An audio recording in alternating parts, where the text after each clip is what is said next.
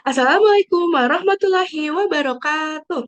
Perkenalkan, nama saya Maisa Fizan Iredisha dari SMAS Alirsyad Satya. Pada kesempatan kali ini akan mempresentasikan penelitian yang berjudul Pengaruh Media Exposure Foto K-pop Wanita terhadap Body Satisfaction pada Siswi SNPX.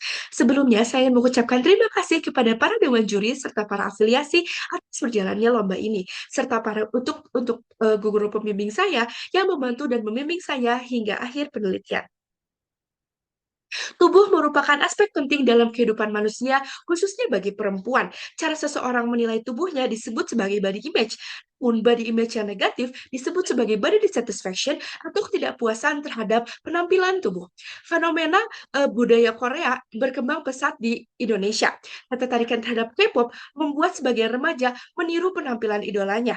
Berdasarkan fenomena ini, terdapat satu pertanyaan penelitian, yaitu apakah terdapat pengaruh media exposure foto artis K-pop wanita terhadap body dissatisfaction pada siswi SNPX dengan hipotesis awal yaitu hipotesis no tidak terdapat pengaruh media exposure foto artis K-pop wanita terhadap body dissatisfaction pada siswi SNPX. Jenis dan desain penelitian yang dilakukan adalah kuasi eksperimen atau eksperimen semu yang dimana terjadi dua kelompok, yaitu kelompok eksperimen yang akan diberi treatment dan kelompok kontrol yang tidak diberi treatment. Dalam penelitian ini juga menggunakan desain two group pretest dan post test design. Subjek penelitian yang digunakan di sini adalah 30 siswi SMPX yang dipilih dari 3 angkat kelas. Serta kegiatan dibagi dalam 2 tahap. Pertama adalah pretest pada 16 Oktober 2025 serta post-test pada Minggu 19 Oktober 2025.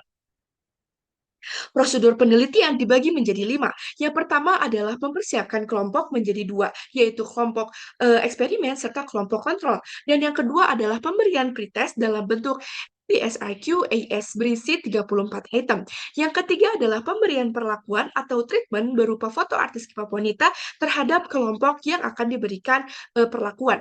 Serta yang keempat adalah pemberian post-test dan yang kelima adalah pengumpulan dan pengolahan data. Data yang diperoleh dianalisis dengan 2 cara. Yang pertama analisis deskriptif dan yaitu adalah statistik dan yang kedua adalah uji homogenitas. Jika sigF lebih dari 0,05 maka kita akan menggunakan equivalences assume. Hasil dari uji homogenitas ini menunjukkan diketahui nilai sig yaitu 0,091 di mana lebih dari 0,005 sehingga di sini dapat dibuktikan bahwa di sini digunakannya adalah full variance assume karena nilai sigF lebih dari 0,05. Selanjutnya, hasil skor pretest sebesar 3.126 dan MEAN sebesar 104,2 dengan SD 9,1.